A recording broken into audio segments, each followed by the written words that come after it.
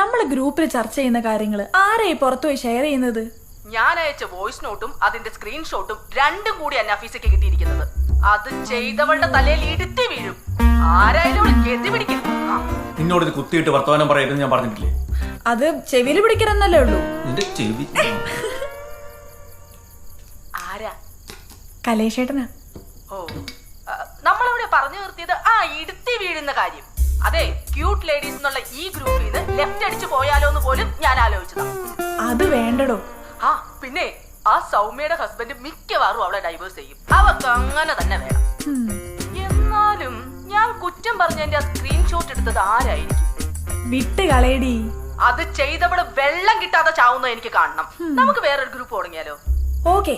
അല്ല, നമ്മുടെ പുതിയ ഗ്രൂപ്പിന് എന്ത് പേരിടും?